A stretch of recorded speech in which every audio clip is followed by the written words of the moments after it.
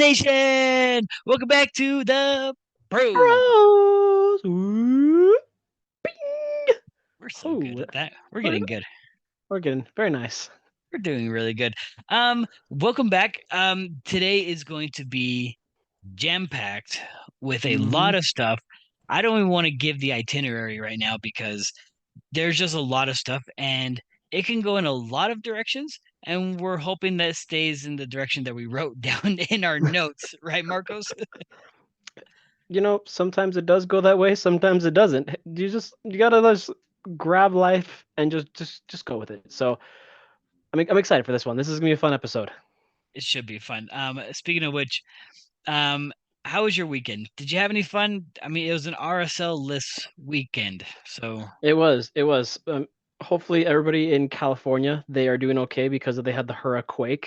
They had the hurricane and the earthquake. So unfortunately, I'm sad that we didn't get an RSL game on Sunday, but it's for the better because the weather is they're flooding down in Southern California. So hopefully, hope for the best. But yeah, it was just a chill weekend here. all right. Sounds good. I mean, pretty chill on this end too. I mean, Yeah, it there's only so much soccer you can watch, but there was a Premier lot League of is soccer. Premier League's here now. Yes, Premier League is also here. Yeah, If we really wanted to open up the floodgates, we could talk about all the leagues that opened up this weekend, along yeah, with the itinerary that we have for today. I know. Italian league is here. Like Pulisic scored today. Like so many good things are going on. Yeah, and for us, we like watching City, and so Julian Alvarez scored. And Lautaro scored over the weekend too. It was just a really good weekend. Yeah. But before we dive into this, I want to shout out to everyone that's watching, listening. We really appreciate you guys hanging in with us. Sometimes we do go off on tangents. Sometimes episodes go really long. Sometimes we have monotone voices because we get like into the zone and we forget that we actually speaking to everyone else except for ourselves. And so um stick with us because today is gonna be there's gonna be a lot of stuff we're gonna go over. So hmm um without further ado, With that being let's said, let's take a dive. let's dive. But before my friend, before we dive in and talk about all things Leagues Cup, because there's a lot to break down with the third place as well as the championship game, let's give a shout out to the Spain national team winning their first World Cup. Claps, claps, claps. Claps. They did have to go through a very one of the toughest routes to get there. They beat a good Japan team, beat a good Sweden team, Netherlands, and then beat England to lift their first trophy. So congrats. That's They looked actually very a really hard path. Yeah, they looked very similar to the 2010 men's team of Spain that won the World Cup. So seven players who play for Barcelona. So In very each of those impressive. World Cups, it was hmm seven Barca starters for the men's and women. Yeah. And I tweeted out about this before. Not a lot of people saw it because, well, hey, follow me. I have a lot of good insights, guys. But it's been said by many people, but the Barca men and the Barca women play similarly, and so therefore the Spanish men and the Spanish women's national teams are playing similarly. hmm That is what a federation should look like. That's Oh yeah. what um I, that's what identity looks like. The Spain has Sp- grasped that identity. Spain and Barca and all that, they play what football is should be. That good ticky-tacky football. All that and we saw that when Messi was there and now with Xavi being the coach of Barca, that it's you can't say any more about that. It's how it should be. I mean, sure, for us that's how football should be, but I wish that we had here in the US an identity Exactly. similar to not similar like in the way they play, but I wish that the men's and women's would mirror the same philosophy. I wish the federation would have the same philosophy, but Exactly. there, but to be honest, not a lot of federations really have that. Not even in Argentina, the Argentine women don't play as well as the Argentine men, No. but it is what it is. Congrats to the Spanish women because hmm really it's a great feat. It's a Yeah, yeah. it's a great accomplishment to win a trophy for your country, and they did that. So kudos to them. That is awesome. So let's dive into it. Let's dive into talking all Leagues Cup. And unfortunately, it had to come to an end. All good things have come to an end. And this was, my friend, a great tournament for the middle of the season.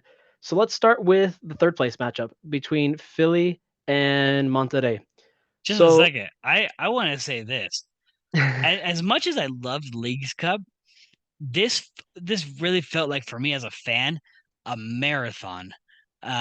Only because it was like it was a tournament, duh. it was. But yay. I hope so. But it was like we just got done with World Cup, Women's World Cup. We got done Yeah. with the Men's World Cup.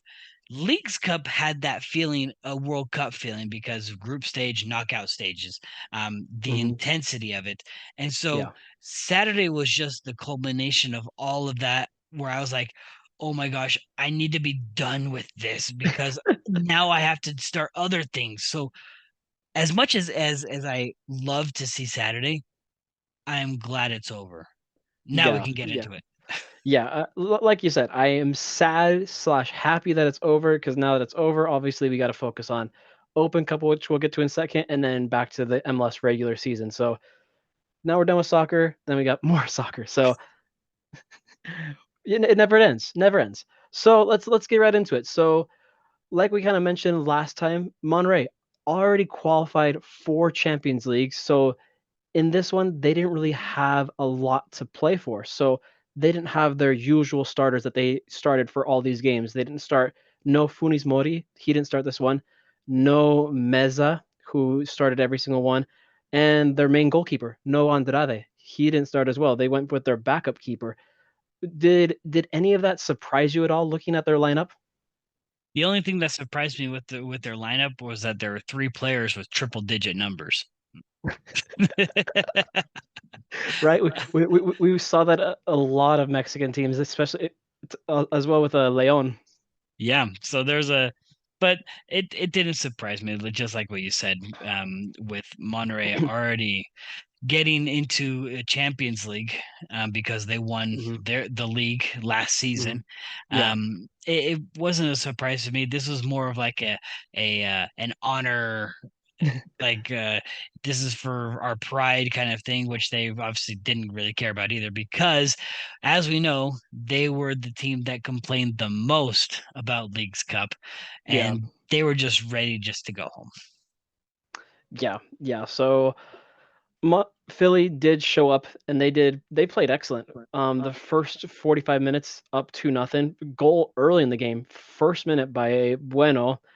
And if you look at the stats in this one in the first half, it was all Philly.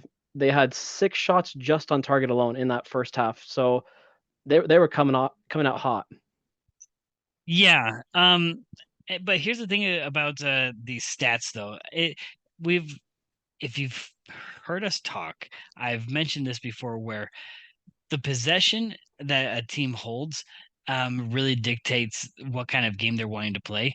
And it looked like Monterey was just looking to sit back, relax. Hmm. They had the majority of the possession for not only the first half, but for the whole game.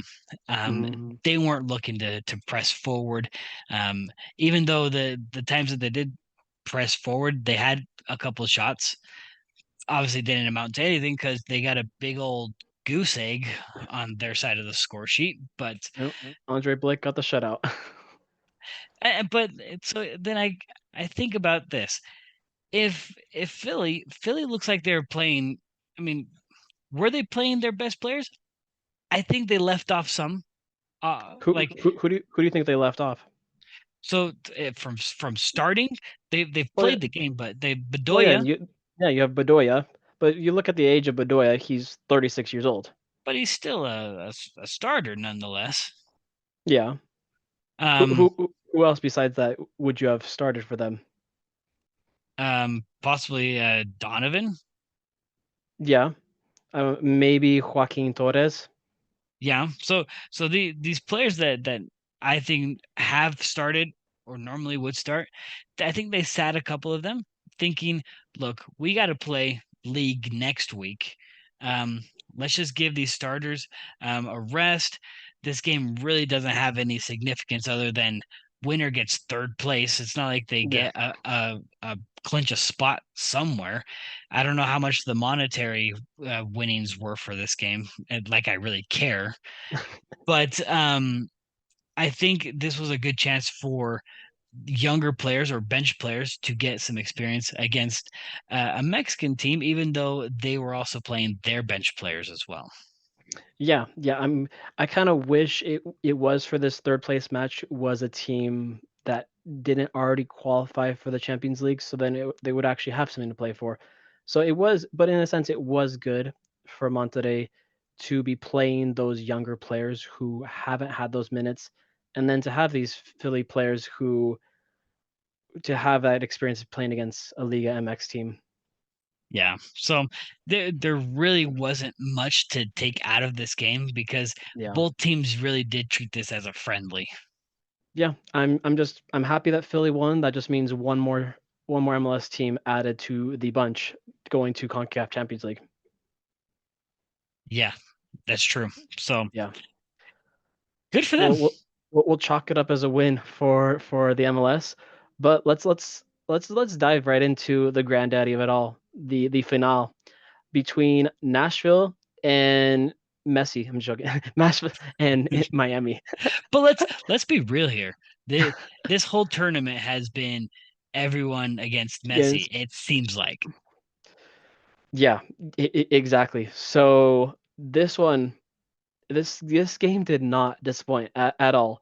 From the viewers, how many people watched the game, to how sold out it was, the fans, the ambiance, it was electric. From Do you just have watching, do you have viewership stats or 'cause I no, didn't no, okay, I didn't I see I, any. I don't. But I'm just like throwing that off my top of my head. I'm assuming that they're probably high. Well, good luck with assuming. But I Assuming mean, doesn't get you and anywhere in life. you know what to say. But the fact that obviously Messi is playing um makes it a very watchable game. Absolutely, absolutely.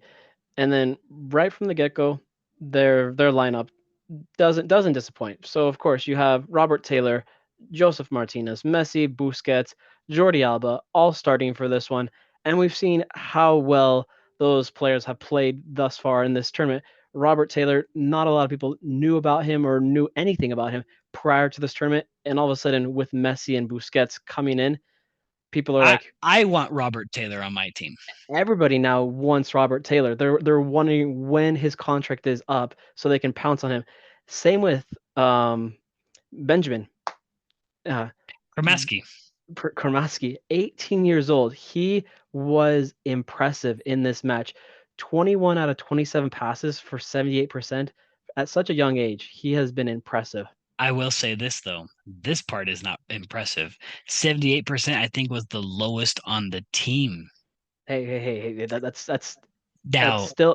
now the highest on the team was Robert Taylor, who Mhm. had 97% pass. Well, sorry, wasn't the highest because there's some substitutes that had like 100%, but they made 5 passes. Hey, Robert Taylor made 32 passes out of um, 33. out of 33, Mhm. 97%, and he played 81 minutes. Um, that is really good passing. Yeah, he was on point. But let's talk about Messi's shot. Did it not look like something that we've seen when he played for Barca in La Liga? Is this not a shot that we've seen any at any point in his career out of the is he over 800 goals? I should know this. I'm sorry. I I believe he is over 800 goals now. I mean, out of the 800 plus goals that he scored, I Hmm. want to know how many of those goals look like this one. I can tell you it's probably over 50, if not Right, 100. right. I mean, And the guy, if we look at it, I'm going to break this down because this is pl- my goal. please do. So we have a pass from Martinez going over to Robert Taylor. Robert Hmm. Taylor then tries to pass it, do a through ball into Kremaski. Um, Gets blocked, but the deflection was so hard that Messi, before Taylor even tried to push it to Kremaski, he was Mhm. already waving his hand, calling it because he was making a diagonal run to the top of the box. I'm thinking Yeah. to myself, when I watch the replays, I'm thinking, bro, who left Messi wide open? Right. Right. And I mean, you should never be doing that. I mean, I bet you they were watching this film and being like, okay, whose fault? Really, whose fault? Yeah. Yeah. The midfield got kind of ball watching there or out of position, but you should not be doing that ever. Yeah. And so with that, um, Messi gets the ball off a deflection. Like it almost goes right past him because of how fast the deflection was. Grabs Yeah. it, controls it, and the first person he dribbles around, do you remember who it is? I'm only I wa saying this because I kind of want to make fun of it. tell me anyways. Zimmerman, Oh, that's not who first I was gonna person. get. I was gonna guess Dax Bacardi, No, first person he dribbles around is Zimmerman. He and goes, he's supposed to be our face of our defense for the national team. so with that, he literally makes that quick dribble around Zimmerman, who is stabbing at the ball.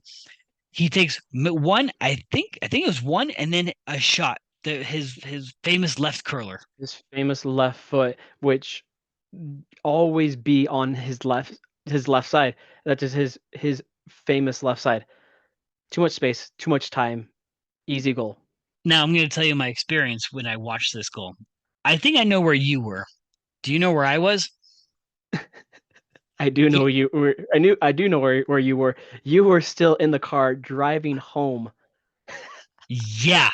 I'm in the car driving home from a family get together, and I have the connected to my Bluetooth. I have it turned up. I'm watching. I'm like watching the road, watching the bad driving. Don't follow my example, and I apologize to everyone.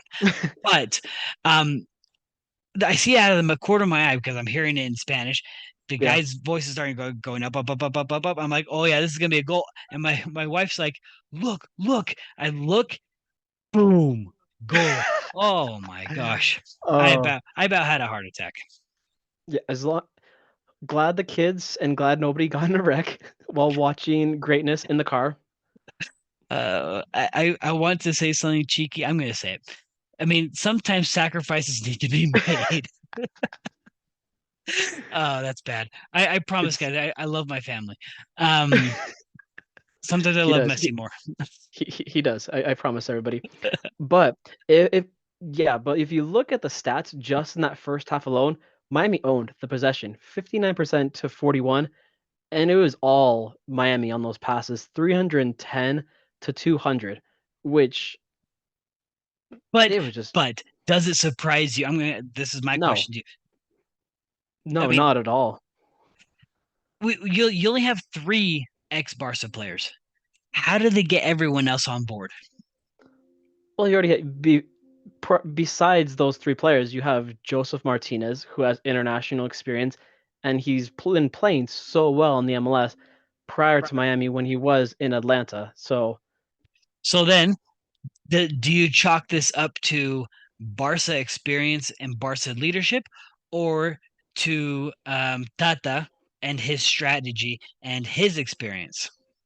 I would have to say it's a little bit of both because wherever Tata and Messi are together, that's when the winning culture is. Because I don't think Messi has ever had a losing team when he's been on the same team as Tata. Well, You're I'm gonna be nitpicky here. Here we go. The last time Tata and Messi were on the same team, if I'm not mistaken, was was with the national was the team, national team. Yeah. and we lost two finals in which Messi decided to retire early. It was the Gold Cup of 2016, 18. No, Copa America 2015 and Why am I, 2016. why am I saying Gold Cup? I meant Copa America. I don't know. That's why I was like, no, no. Um, so the last time Messi was with Tata was when he early retired after losing Yeah. two straight finals.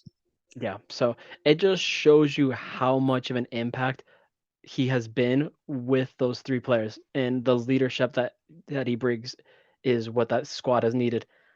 But switching over to the second half, because first half was just all Messi and Miami just owning the possession, owning the passes. But it was kind of the same thing in the second half, same thing with the possession.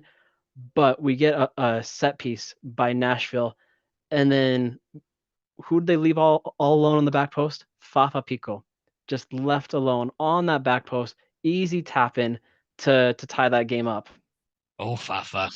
Oh, Oh, Fafa. Fafa, and he literally scored in the semis, and I think it was kind of similar, well, not similar, but against Monterrey, where he kind of stole the ball and then had the 90-minute game-winning goal. Yeah, and this second half actually, you saw a lot less passing going on. If you Hmm. look at the amount of passing, it's pretty significantly less than the first half, Hmm. which can only mean for me that Nashville was going more direct because in the first half, the shots were 3-2. Hmm. Nothing was going on. Second Yeah. half, though, total these are total shots, not even on target, whatever.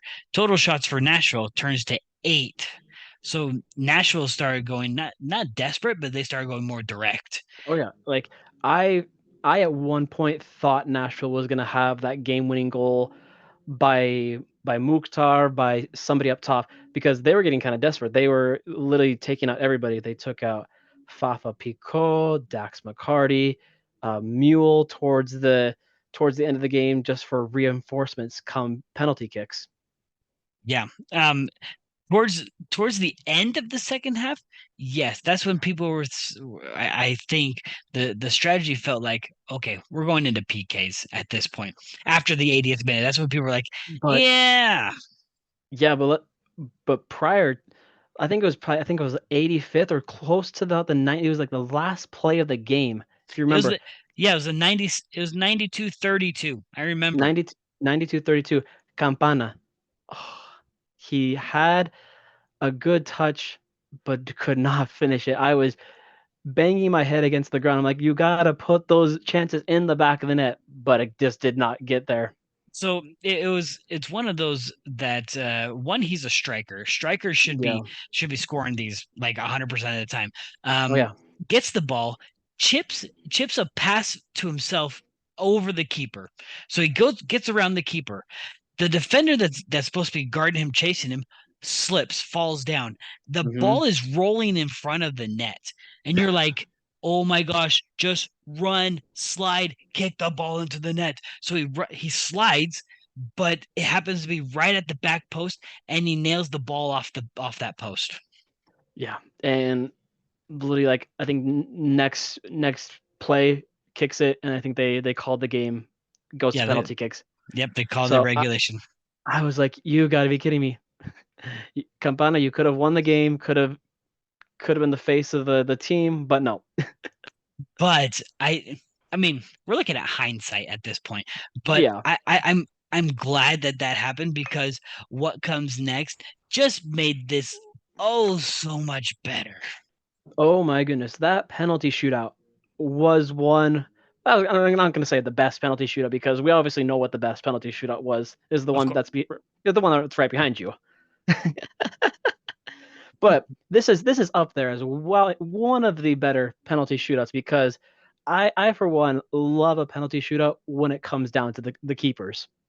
who doesn't? I mean, it's one where you know that there are very few keepers that have PK shooting skills, let alone there are very few that really know how to play in a PK shootout. They're very But it almost seems like they don't study, but here's a question for you. If you look at the order on the penalty shootouts, I think Jordi Alba was 6.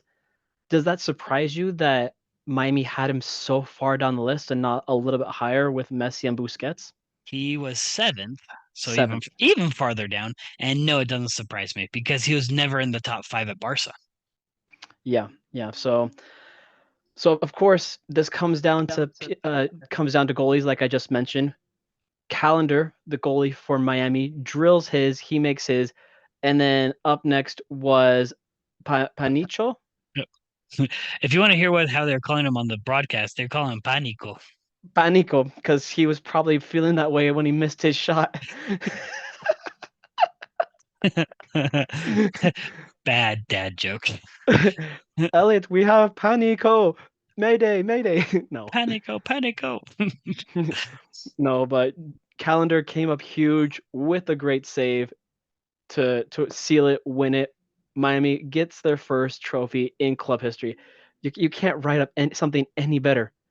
I Like, mean, any better? No, because of what happened during this whole tournament. Messi started his inner he scores a Miami.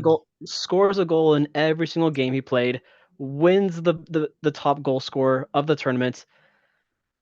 Like, So yeah, so he starts his career at Inter Miami, the very first game of League's Cup, coming in as a sub. We all know, and mhm, scores that game winning free kick, which yeah, that's still ridiculous. Any free kick that he scores is ridiculous. But to have 10 goals in 7 games, um, we're looking at it's I can't even every word to describe this man has been said. I mean, this guy is literally out of this world at 36 years old. he did not disappoint this tournament at all. He was impressive, and the whole squad was impressive. Like we mentioned, players who we did not know anything about stepped up. Like I for one didn't really know much about Calendar, the goalkeeper, and he was huge this whole tournament. And I was kind of skeptical about DeAndre Yedlin, but he impressed me for Miami this tournament. So kind of Yeah, glad. I'm very happy for Miami winning their first trophy. so and my thoughts on Messi coming into this league. I you know me. I eat, sleep, drinks, dream Messi because he's been my idol for the past ever since he started. Um, Hmm. I did not expect him to play this well. I didn't. At 36 years old, I did not expect him to Were still you be. were you expecting him just to be jogging and just like No, just not having enough energy? I expected him to be a playmaker, not be the actual 10 of the team. For Like sure, for sure. and yes, tens are playmakers. Yes, I Yeah. know everyone, I was like, but yeah, but I didn't expect him to be the goal scorer, the assister, the guy that sets up everything. I expect him to be part of it and just to maybe help out the team. He was just gonna come into MLS, whatever. We're just gonna play yeah. ball. No, this guy comes in like guns a blazing. He's had a 2 year rest. Let's be real here. He's been resting for 2 years because at PSG they didn't do diddly squat. They didn't really play him the correct way at all. So glad he showed up, impressed everybody. But here's the question that I'll ask you. We saw the route that Miami took to get to this final, beating Dallas in the knockout. If we're talking knockout, they beat Dallas. They beat Orlando first, then Dallas. Dallas, then Charlotte, and then of course in the semis. Do you feel like if it was reversed, if they were on the opposite side of the bracket, because we know everybody that was on the opposite side, we have Cincy, Nashville, Columbus, Monterrey, LAFC, obviously RSL. Do you think if Miami was on that side, they would have been able to make the semis? No. Um, No. if they would have if they would have gotten one of those teams early in the knockout round, they would have been stuck in the round of 16 or in the Elite Eight at the most. But Yeah. that side of the bracket obviously was the most difficult. I don't think Nashville represented that side of the bracket that like it should have Yeah. because I think there were tougher teams. LAFC for one, I think should have gone through. Monterey should have sucked it up a little bit more and played Like one you more you hard game. you mentioned it yesterday, I think, when we were talking that when they were organizing this tournament, they should have made it so that not having the East and West kind of on the opposite sides, because that's kind of how it ended in for the final.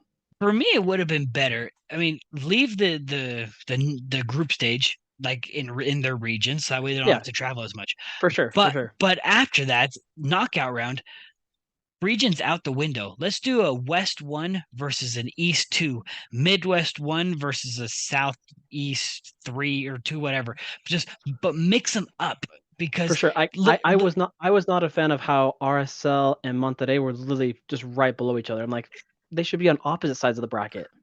yeah, and that's where I felt that this tournament may has room for improvement because it just Hmm. ended up being another MLS Cup playoff system.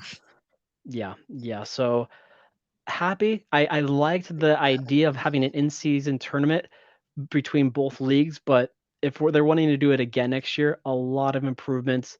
I would like to see both countries, but of course that's not possible to happen.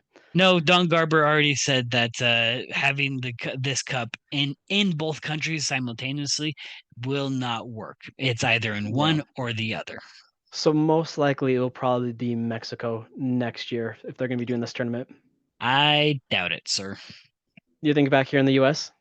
Oh yeah, I don't know if I don't know, but my gut feeling is it's probably gonna be back here in the U.S. again, just like every Gold Cup, just like every other tournament in CONCACAF. The majority of it is played in the United States. Hey, I for one would love to see RSL be playing in Azteca or somewhere like that. That would be pretty epic. I would like to see more international soccer as well. I mean, who wouldn't want to go to BMO Field? Ha, ha, ha. Canada's still international, guys. Canada's still international. Yeah. No hate for Montreal. Parlez-vous français? Yeah, for sure. But good overall, good tournament. Sad, happy that it's over, but let's get into what we're here to talk about. The meat and potatoes of it all, the granddaddy of it all, How the many semifinals. how many granddaddies are there? You What's just the said that you just said the League grand Cup final was the granddaddy. Okay, fine. I changed it. This is the granddaddy. Uh, The US Open Cup has been around longer. This is a 100-year tournament. okay, this is true. So this is we'll call it the granddaddy of them all for right now. Yeah, yeah. So let's start off with Cincy Miami. Okay, so yes, we have two Open Cup semifinals. Welcome to chaos. Um, Ta-da! Cincy, Miami. So Miami just finishes a final on Saturday, and now they're in a Hmm. semifinal on Wednesday. And I think Tata just came out today saying Messi will be playing. He doesn't. Yeah, Yeah, Messi wants to go full out and play another game. yes, because the question was, oh, will you be resting Messi because he has not had any rest since he's been playing, and obviously due to age, due to him coming out right off of vacation playing, Yeah. and that said that he had a conversation with Messi, and Messi told him, "I will go until I tell you I'm going to stop." Hmm. Okay, You can't slow him down. So I don't see him slowing down at all, which good for him sure, until we have to face him. until we have to face him. So um, so how about we start off with Cincy? Tell us their path, their route that they took to get to this point. game. So we had the MLS teams entered into round three of the Hmm. U.S. Open Cup. So Yeah. in round three, Cincy had to play against NYCFC. In the Hmm. round of 32, they had to play against New York Red Bulls. After that, um, the quarterfinals were against the Pittsburgh Riverhounds, and now they are here at this point. I think I missed a team, didn't I? I believe you did. Yep, I think I Uh, missed the very first team. Oh, it was against Louisville City. I apologize. So they started yeah. off round three, Louisville City. 32 was NYCFC. Then from there is Red Bulls, and then the Pittsburgh Riverhounds, which leads Yeah. them to Miami. Um, Yeah. that path was okay. I mean, Louisville They City, I think, is one of the better teams in the yeah. second division. They almost yeah, that I remember catching their game against the Red Bulls. Red Bulls nearly could have won that game on penalty kicks. That was a frustrating game to witness, but yeah, they had to play two very good USL teams on their path to get there. Yeah, Pittsburgh is not one to they aren't easy, and Louisville Mm, City has history, and hmm. they aren't easy either. So Cincy has earned their spot here, Exactly. but we will say this as a kind of an asterisk: most MLS teams play a lot of their bench players early rounds. So It's true. if you see results that are close, it's because there's a lot of bench players trying to get Yeah, experience. a lot So of, I guess for our case, a lot of Monarchs players or things like that. yeah, yeah. So for me, Cincy deserves to be here not only because they the first half of this MLS season they've shown that they're the best. They're right now they're number one in the league. Supporters cheers though. Um, but let's give a quick recap here. What happened Sunday to them? Yeah, so Sunday they kind of went flat and they lost their match to Columbus. I'm trying to pull it up 3-0 to Columbus, playing in Columbus in the Hell is Real derby. And that was kind of a surprise. Of course, Cincinnati was out without Matt Miazga, who kind of pulls the strings on their back line. And of course, Columbus was with no more Zelarayan. And I don't know what happened to Cincy. They kind of came out flat in that one. Do you think though? Um, because I didn't look at their lineup from the previous game.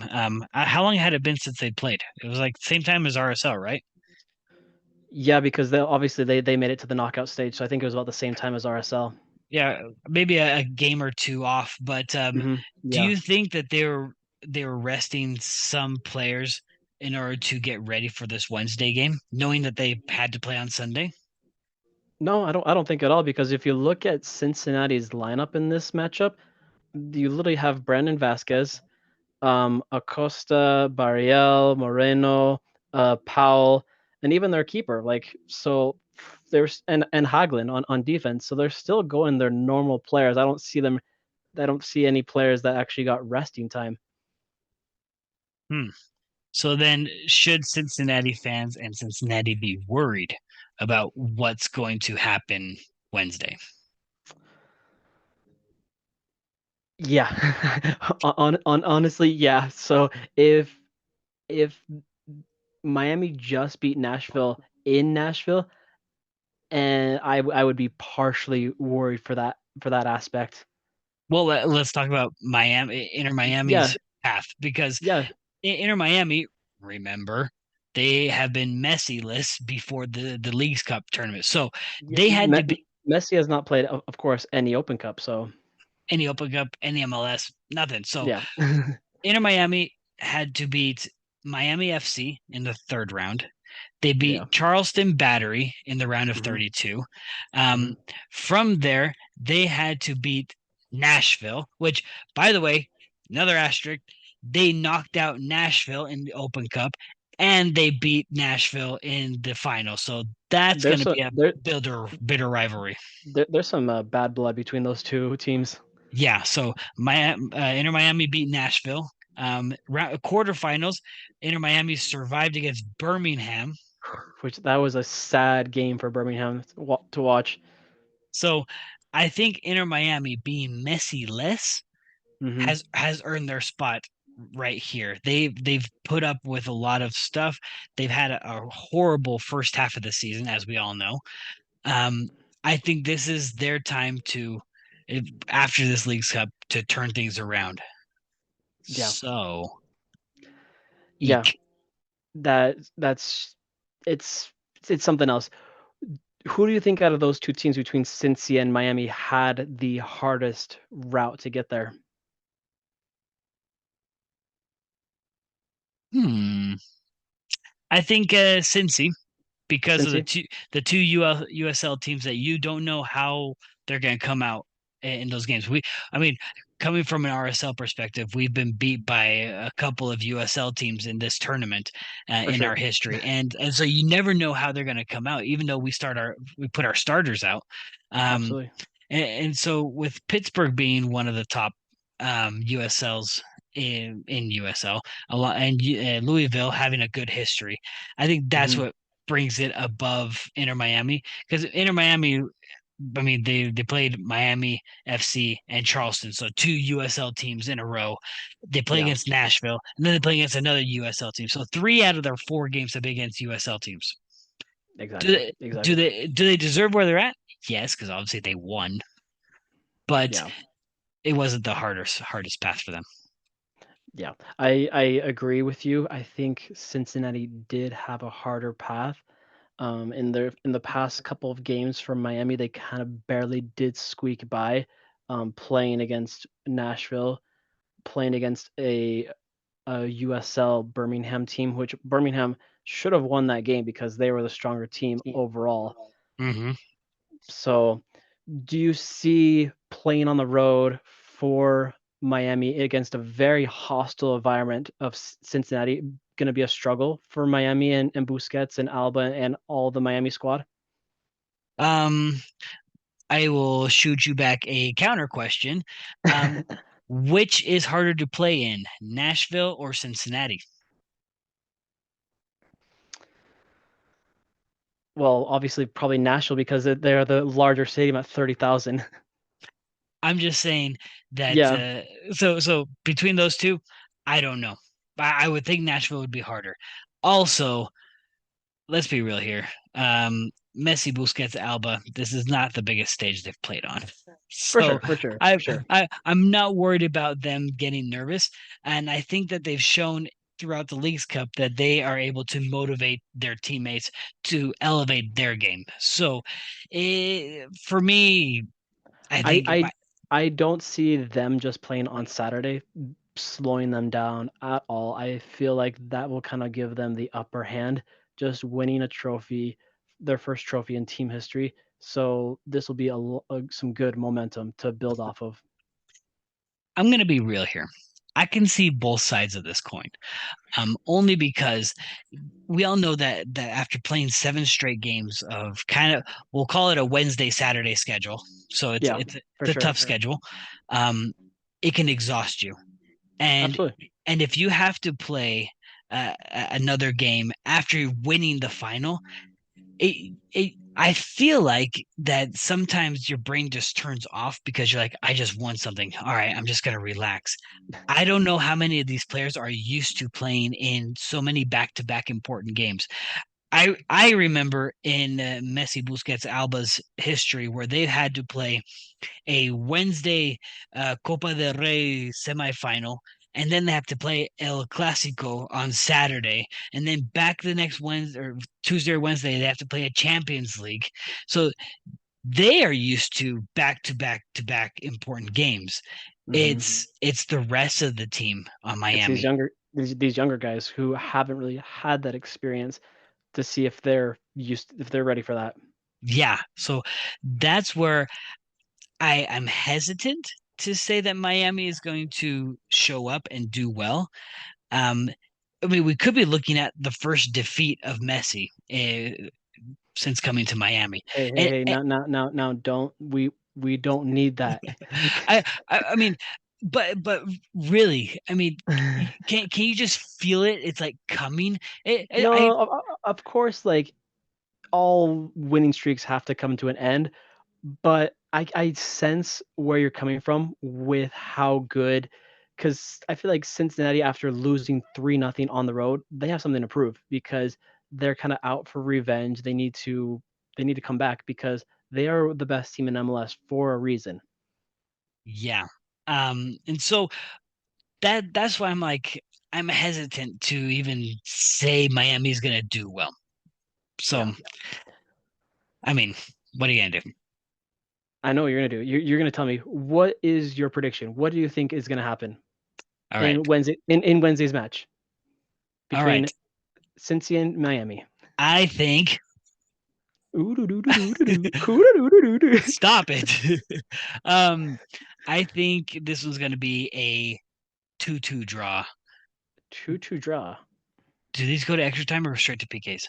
Well, this isn't Leagues Cup. This is Open Cup. So this goes I extra time. okay, this one goes extra time. Um, they, and they they play normal soccer rules in the Open Cup. and this kills me to the core, but I think in extra time since he wins 3-2. Oh, that absolutely does hurt because let me just give you guys RSL fans a little update. With Miami winning Leagues Cup, if they win their semi against Cincy, and if RSL wins against Houston, RSL automatically goes to Champions League. So that's why I'm kind of a little upset and butthurt at Allen right now. So All right, fine. But what do you? So I guess you're giving away your prediction with that. yeah, so I am going to be going with Miami just because I want RSL to be qualifying for Champions League. So I'm going to go 3-2 win. I think there will be a lot of goals because we know the goal scorers for both sides. Acosta, Brandon Vasquez, they're going to be doing well on, and of course Messi, Robert Taylor, Joseph Martinez. There's goal scorers on both squads. All right. Well, some like to talk about reality, some like to dream. It's okay. No I'm not worries. dreaming. I'm not dreaming. They're coming off of a great win, and they have great momentum right now. Well, the only thing I can say, the only thing left to say about this game is that it's going to be an intense game. Absolutely. At least So that's the hope that it's going to be an intense game. it is gonna be a good. It is gonna be a good game. But let's finish off with RSL. So we got in the other semifinal, Houston versus RSL in a matchup which we have already seen these two teams play once this season. Actually, they played in Houston. It was a 0-0 draw, which, of course, as you know, we didn't have any of our players, our new players that we have now. So we didn't have no Chicho, no Palacio. So It's all true. It's all true. it What you're it saying is true. it is all true. Thank you, my friend. Um, And and but did Houston have all the players that they now have for this game? they did. Well, let's get into it then. Yeah, so in case you guys did not know, in case you guys were not watching MLS yesterday, if you're sleeping under a rock, Houston beat and destroyed Portland Timbers 5-0, 5-0 yesterday. It was not a win. It was just like it was a beating up of your little sister kind of win. Gee, you're so aggressive. At least say it's a little brother. My gosh, I know what you did now. You beat up on our little sisters. I'm gonna get you next time. But anywho, no, it was a beating of Portland. And side note, Portland just got parted ways with their head coach, so I think that's kind of might have been because they, if you get beat so bad, your coach gets pushed to the wayside. Yeah, it was not a good showing by Portland. Um, I, so did Houston play well, or did Portland really suck that bad? Well, my friend, if you look at the stats, it was all Houston in this game. I went back and I watched the first half of this game, and I think the first half was enough to show 63% possession. You're literally having 7 shots, 208 passes. Yeah, it was all Houston in this one. Like, give credit where credit's due. Like, Houston is still a very good team. But there are some bright spots for RSL, especially with Houston. Houston against opponents roughly around their skill level. Yeah. They are Houston is not a possession team, so they are not looking to possess the ball. Um, Houston, they are also not as much of an attacking team either. They don't have Hmm. a lot of shots. Um, their top goal scorer is Bassi. Bassi has 9 goals on the season. Yep. But guess what? 6 of them have been on penalty kicks. Hey, So, whatever counts to get the ball in the back of the net. which brings me to the next point. Their next leading goal scorer would be former RSL player Corey Baird, I think, with Ooh. 4 goals. on the season. Not bad. 4. That's it. Yeah. And I was about to throw in something. I think players to watch, you already mentioned it, is Bassi. Another player that RSL fans should keep an eye on is Mexican international Hector Herrera, because he is right now lighting it up with 3 goals but 7 assists. That's something to keep an eye out for, because he had another assist last night in their victory. Yeah, and so between Bassi, Baird, and Herrera, Hmm. with like if we're looking at sub players to watch, Quinones, Carrasquilla, Artur. and Artur, those three, like literally their quote unquote front six Hmm. is dangerous. Yeah, yeah. That's what scares me the most, because even if you're watching one player, you have another great goal scorer who. So many But good but again, options. again, I'm not worried about Bassi in the sense of he's going to be a goal scorer. Um, he's their playmaker. So if you can get someone on him, like for instance, one of our defensive midfielders, Palacio or Or Ojeda, Ojeda. or someone to stop him from forwarding an attack, um, stop him, and you stop a majority of the attack, because this last game he had 56 passes, 95% passing accuracy. Yeah, Bassi is the guy that they go through in order to attack. Stop him, and you stop a Houston attack. exactly. I yeah, I agree 100% with there that he has been the goal scorer, and he has been contributing so much on their offense. Yeah, and if you're looking at the stats of everyone else, literally no one else has more passes than Bassi. Um, Hmm. Well, I'm not besides, I was gonna say percentage wise, but if you look on the defense, Franco Escobar, he was at 39-40 at 98%. sorry. I am gonna correct myself. Artur had the most passes with 59 passes. So, Yeah, Bassi had, what did I say, 56, 57, somewhere around there. Um, 56 out Artur, of 59. yeah. So Artur had 59 at 94%. So between Artur and Bassi, stop those two Hmm. from even receiving the ball, or even putting a lot of pressure on them so they play backwards. Don't allow them to play forward. Playing them forward means you open up yourself to Baird making runs. He's so dangerous in making runs.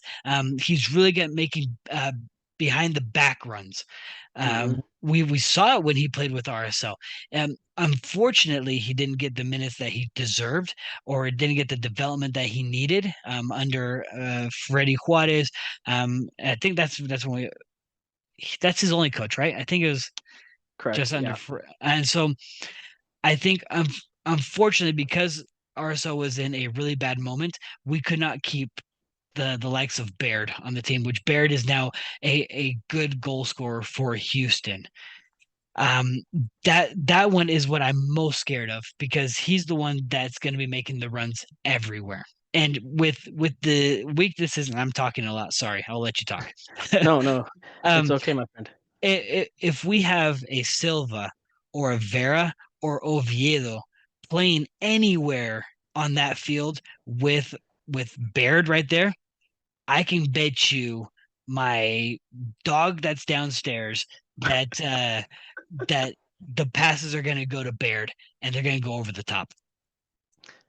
Yeah, I I don't know who will be on our defense, but whoever is on our defense, whether it's a Vera Glad, whether it's a Vera Silva, those two guys need to have their eyes on Baird, because we've seen how much he has flipped the switch and been that goal scorer for a good Houston squad. A stat that I was going to throw out to you, which I don't know if you knew this, but RSL has the fastest goal.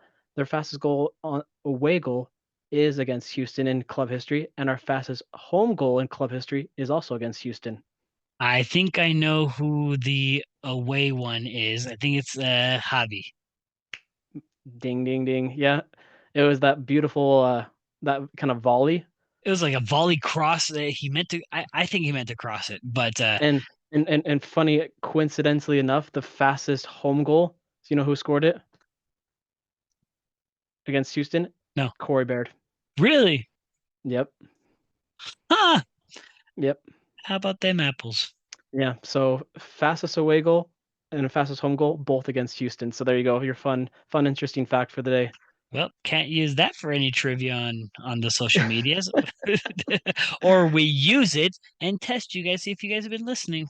Hmm. But what formation? I mean, not what formation. What lineup do you see us kind of throwing out there for Wednesday's matchup? Okay, so here's the deal. We're without Pablo Ruiz. It was a Oh, huge knock rest of the season. rest of the season. Definitely Yeah. this game. um, Huge knock for us. I mean, I can't think of a well, actually I can think of maybe no, this is probably one of the worst knocks we could probably take this season was Pablo Ruiz. I'm thinking in my head, take out anyone else, and I think we have someone good enough to replace them. This Yeah. one, I Like worry I about. would have been okay. I would have been okay if like Silva or Glad or even McMath were injured, but Ruiz. Let's not talk about wishing who else. Okay, Let's just rank them. we don't want injury upon anybody. No. Good. Um, I this is was probably one of if we didn't get backups this season, this would have been the worst injury that could have come upon us. For sure. Luckily, we signed Ojeda. Luckily, we signed Hmm. Palacio. Hmm. Luckily, we still have Lawfulson.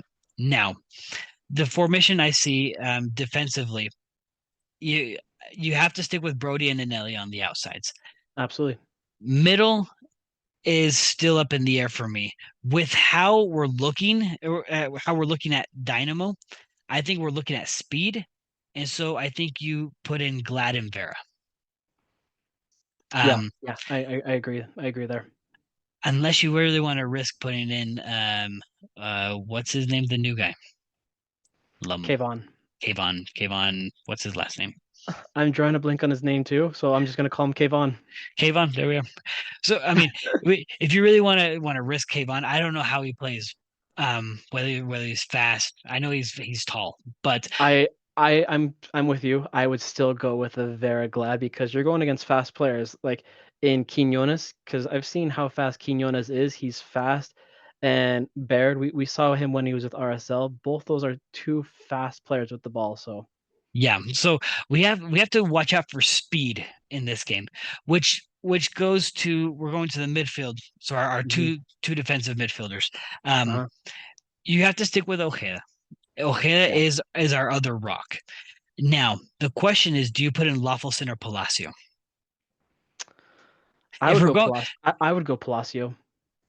and if we're going with speed, I might go with Lawfulson. Palacio has strength. He doesn't have sprint speed. If we're gonna talk FIFA stats here, do a little octagon, whatever. Um, Is he like is he an 80 at least on his speed?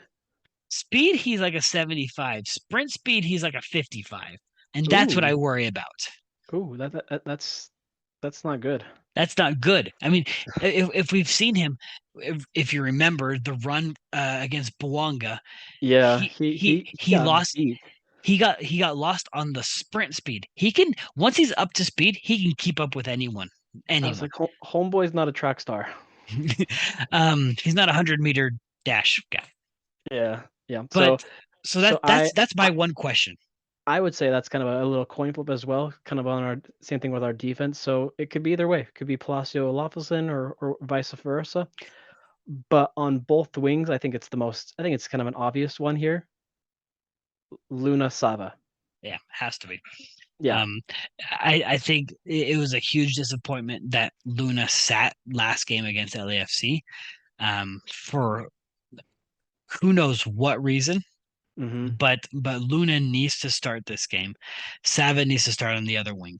Um, Up top, up, who you starting up top? I have to go with the Chicho Moose Yeah, matchup. yeah, exactly. Those two have been having the greatest of chemistry, and if we want to have the best bets and win this game, then you start those two together. You have to. So we're starting everything was familiar except for that the defensive midfield pairing. Yeah. Yeah. Um, that's my only doubt right now. And I think that's where the key is going to be. If you guys remember, I said last game for LAFC, I said the midfield was going to be the battle that needed to be won. Well, we lost that battle in the 13th minute, and you saw Yeah. what it caused. Yeah. So We were chasing. We were chasing the entire rest of the match. so here in this game, it is stopping speed. If you Hmm. stop speed, I think we have a really good chance. With like you said, Quinones has speed on Houston's left wing. We would have Eneli on our right wing to combat that. Um, Brody is on the other wing, and hopefully with his experience with Baird, he knows what to do and how he moves. Same with Glad. Um, and so if we're starting to pair people off with who's going to mark who's going to mark how, I think Hmm. stop speed is one, and stop possession slash outletting of Basi and Artur. If you can stop those two, that and now I'm going to the keys of the game. Keys of the game is stop speed and stop Basi and Artur. You get those two, you have this game in the bag. Yeah. Yeah. I agree. We need that to happen, but sometimes easier said than done. So good. Those are some good solid keys to the game. I like it. I've been doing my homework. um, well, flip. That was that was intense. We didn't even go over each of their paths either, but at this point, it doesn't matter. Do you want to go? Do you want to go over their pass really quick? No, but we'll do it No, anyways. no. Look, we all know what RSL had to go through, but we're gonna go through Houston's first. Houston had to go Hey, through hey, 10. hey, you know what? Oh, go ahead. Go ahead with Houston. All right, Houston had to go through Tampa Bay Rowdies, and Sporting Kansas City. That Sporting KC was probably a hard game for them. After that, they decided to turn themselves into the Inter Miami of Open Cup, and they won 4-0 against Minnesota, 4-1 against Chicago Fire to meet us here. Hmm. RSL, we struggled against Las Vegas. We had a weird shootout goal out with Portland. What was that, Hey, 4-3? hey, Chang showed out. And It was it was Chang, it, it was the Cha-Chang, it was the Cha-Chang Cha-Chang. show. After that, we narrowly beat Colorado. We survived the Galaxy, and And now now we're here. we're here. You We're know here who? with new players. I was gonna say something prior to all that. I was gonna say, oh, we didn't have to play a USL team, but I was like, nope. Yeah, we did. Yeah, we did. We played one, the first one. Yeah, we did. But out of us in Houston, do you feel like we kind of had that harder route to get to where we are? I think we made our route hard. Right? Um, With us barely squeaking by against every single team, especially against Portland and Colorado, and then nearly we were up 3-0 against the Galaxy, and then giving up two late goals. It's I think it just speaks for the team that we are. well, I think now we're different. I mean, the last well, basically all of our Open Cup games began with that's when we started doing really well on the road. Yeah, If you remember that Las Vegas game was our first win on the road. exactly. Yeah. From there, it's been uphill. So we've been improving, and now we have newer players to improve the team.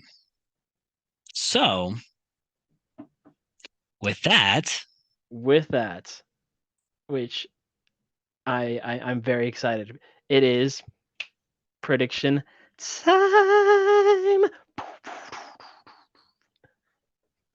okay, lead us off. I Hey, no, I think it's your turn because I went first last time. Let's do this. I'm still a little nervous. I'm with the 60 some odd percent of our poll takers that I'm still nervous. I'm confident, but I'm nervous. Um, this one is though going to be one with those 2 points that I said. One, stopping speed. Two, stopping Basi, and Artur. So Mm-hmm. if you do those two, RSL is going to win 2-0. Ooh, I like it. I like it. We get the shutout on the road, punch our ticket to the final, where according to you we're playing Cincinnati, which I don't like. I don't want it either, but it's based on reality. But anywho, this is going to be a tough match playing in a hot, humid environment of Houston. We mentioned their strong attack with Bassi, with Artur, with Corey Barrett, and Herrera, but feeling optimistic in this one. So give me a 3-1 RSL victory. Not 3-2, 3-1. My friend. Wow. 3-1 That RSL. We punch our ticket to the final where we get to host. Oh my gosh. We're gonna host if we get this stuff right. Yeah, yeah. So, and you know the last time we hosted a final? Did we lose? We 2013. lost. We lost. It was was that the Open Cup? Yes, against Yeah. DC United, against the worst team. Are you saying this might happen if Miami wins and they're the worst team? Oh no. Karma is out for us. RSL have hosted two finals before, and we've never won a final at home. So I think this is the year. This is the year we break that curse. Why did we say anything? It's okay. We need good vibes, good positive vibes, because if Miami wins, we win on Wednesday, we're in the Champions League. Just like that. Oh. Well, this has been a wild one. And I'm pretty sure if it wasn't your bedtime, I would probably talk like for another half hour, an hour or so, because that's the way I am. But Marco, my, my send us off with my friends, if you guys are not already following us, what are you doing with your lives? Head to Instagram. probably something more productive. Probably you're probably right, my friend. But head to Instagram, head to Twitter, head to Threads. Follow us at the RSL Bros, and then subscribe right now if you're watching this. And then if you're on the go, running errands everywhere else, catch us on Spotify. Put in your headphones and do that. We really appreciate that. And then when you're on Spotify, give us 5 stars or give us a 4 stars, whatever you would like. No, five stars is Five preferred. stars. Your 5 star quality. Yeah, I'm only 5-star quality. Sorry, guys. Awesome. But I think unless you got something. Guys, it's been real. It's been fun. Let's But go RSL. our yeah, let's hope for a big win on Wednesday. We will be breaking it down next episode. So until then, catch you guys later. Ciao, Ciao. ciao.